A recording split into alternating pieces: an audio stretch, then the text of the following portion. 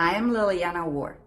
After 15 years and thousands of transactions, I can tell you, homes don't fail randomly. There is always a pattern behind it. If you are thinking about pricing your home higher just to see what happens, this is where most sellers lose money. And I've seen this over and over again. The logic sounds reasonable. Let's start high and we can always come down. But the market doesn't work that way. Buyers don't see an overpriced home and they think opportunity. They think what's wrong with it. And that small shift in perception changes everything. So here's what actually happens. You go live. You get attention. You might even get showings, but you don't get strong offers. And that first 2 to 3 weeks, that's your best window. That's when your listing is new. That's when buyers are watching closely. That's when you have the most leverage.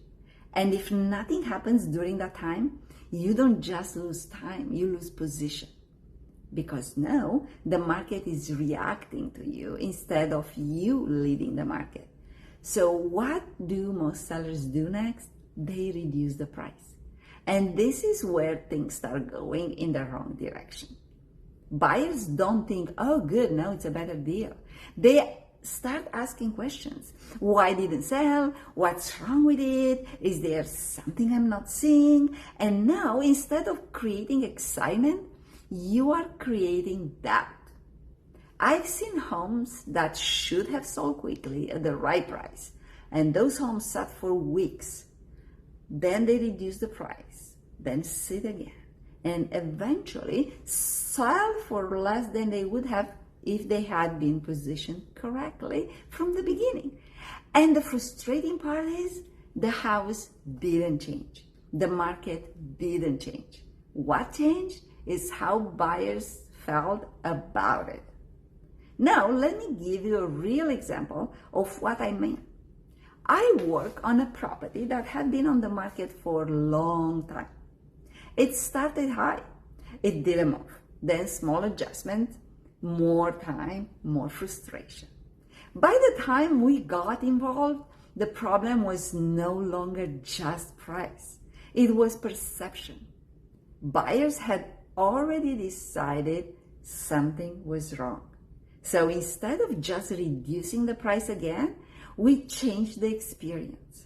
We fixed the first impression. We improved the light, we simplified the space, we removed the feeling of work. And then we repositioning.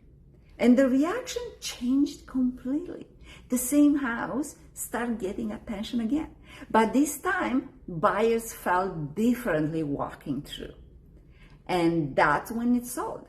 This is the part most people miss. Buyers don't negotiate up. They negotiate down from doubt. If something feels off, they hold back. If something feels right, they move forward. So the better strategy is not to push the price up, is to bring the value up first. Fix what buyers reacts to immediately, the light, condition, flow, first impression. Make the home feel easy, make it feel ready. Then price it in a way that creates movement. Because when buyers feel something is right, they don't hesitate, they don't wait, they don't overanalyze. And that's how you protect your price. And this is not about pricing low, it's about positioning right. There is a big difference between testing the market and entering the market prepared. One creates hesitation, the other creates momentum. And in this market, momentum is everything. Most homes don't have a price problem.